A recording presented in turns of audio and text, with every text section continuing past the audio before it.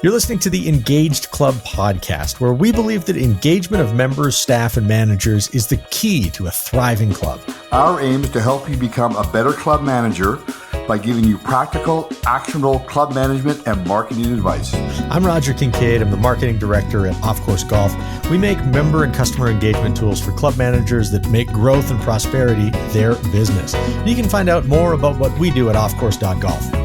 And I'm Jim Hope. I've been managing clubs and working in the hospitality business for nearly 40 years. I now proudly serve the members of the Derrick Golf and Winter Club in Edmonton, Alberta as their GM and COO. Roger, I got an idea for this episode that I want to run by you, and it's a part two to episode number 85, where we talked about embracing technology. Yeah, we were talking about emerging club technologies and some really interesting stuff there. I remember back to that episode that I'm still kind of preoccupied with the idea that there's a club with a drone that launches from the roof every night and goes and measures the moisture content of the entire property. I think that's amazing. And then the information is downloaded to New Jersey and then forwarded to Edmonton. I mean, it's seamless, right? Like, I guess that's called the cloud, but this doesn't have to happen in your desktop, in your office. This can happen remotely, and all you do is receive the information. I do too. I think it's really slick. And oh man, we live in the future, Jim. It's an amazing time to be alive. Yeah, and just so you know, in Edmonton for the last 3 weeks, that drone has come back and said wet is all. Your golf course is wet everywhere. So have you got some new examples to take us through as far as emerging technology goes? I do. I've got a part two to this if we could. I love it. Well, this episode is brought to you by the Canadian Society of Club Managers. Now let's tuck in.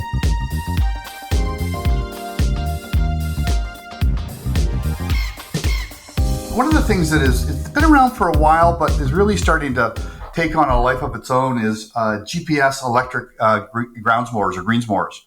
A lot of golf courses are, have houses around them. There's some type of a housing component close to the club. There might be a noise ordinance that the city, your city might have that doesn't allow you to get there as early as you want to mow the greens. So what these do is they're electric. They're GPS based. So all you have to do is unload the mower from the trailer. I'm being a little facetious. Press start. It finds its location and it knows the contours of the green. It knows the edges of where the fringe are, and it quietly goes out and mows the green. I think that for clubs that are in those housing developments or has housing around them, want to get out a little earlier to get the greens mowed so you can get the golfers out a little earlier, that's a wonderful technology. And GPS has been used in the farm community on from a seeding standpoint and from a harvesting standpoint for years. So it's about time that it made its way to the golf industry. The other one that we're starting to see, it's not in Canada yet, because they haven't found a cellular provider who's prepared to, who maybe has access across the country or they've been able to partner with. But Club Car has partnered with Greg Norman and put this on-course cart experience called the Shark experience. And it gives you a monitor, like a TV monitor on the cart.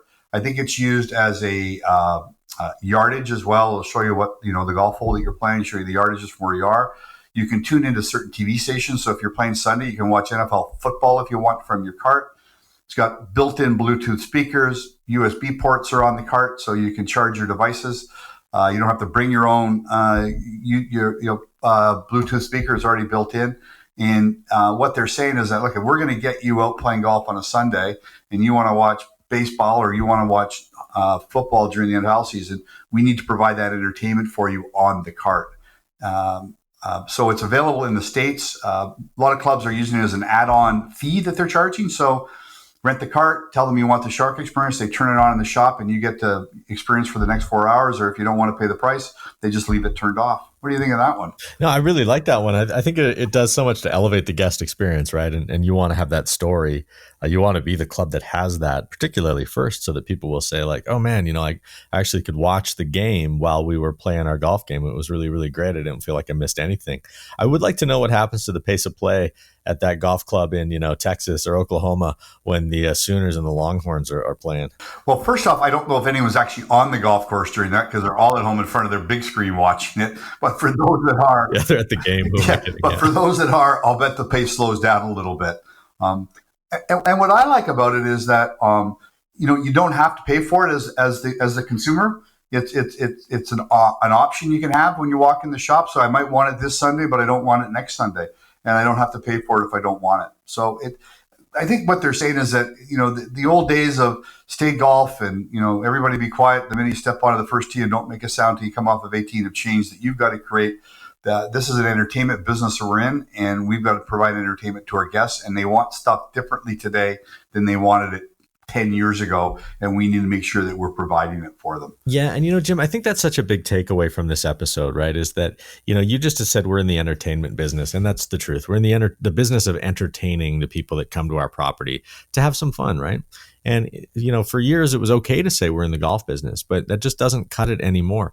No longer can TV channels, for example, say that they're in the television business. They're in the video content business. They're competing with movie theaters, just like they're competing with YouTube and really anything else that's on the internet. So you've got to reimagine your purpose for your market. And instead of just saying, we serve golfers, you've got to be able to say that we entertain people that are looking for exactly what we have to offer.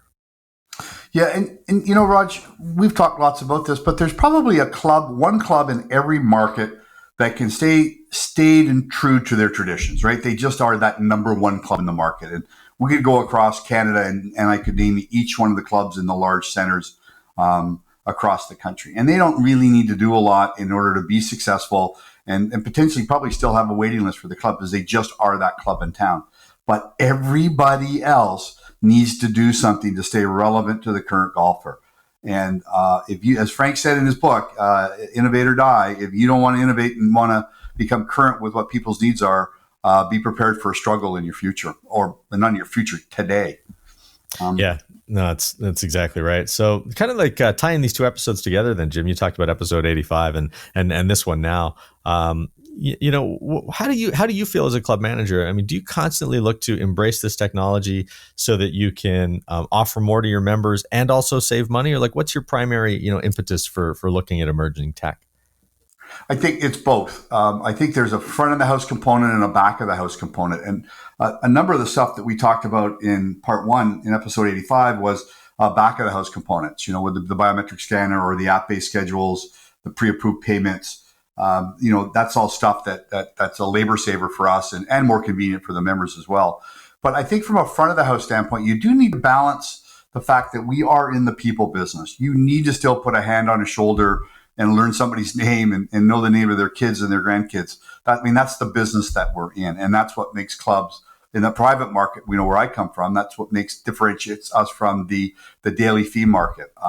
Is the fact that, we know your name and we know your favorite bottle of wine and we know we can call you by name when you walk in the club and bring that beer over that you like to your table. So we are in the people business. But if you can do that more efficiently, if you can create a little bit of a entertainment experience for that member when you're doing it, or some type of an entertainment when they're sitting at their table, that's a good thing. That's not taking away from the personal side of the business. You're just enhancing their experience when they walk onto the property. So if you've got, there's clubs that have GPS units in their members' cars.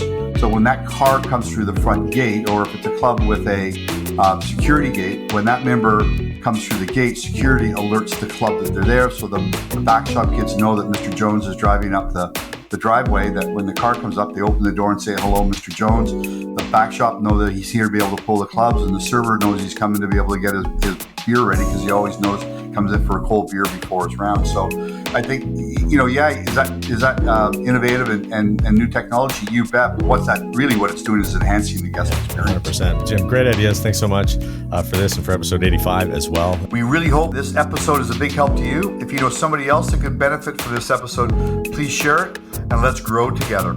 Yeah, the archive of this podcast is available at engagedclub.com, where you can also subscribe to our YouTube channel and join our Slack space for more discussion. And of course, we'd always like to hear your thoughts, questions, ideas, comments, anything you have to say via email at hello@engagedclub.com. Thanks for listening.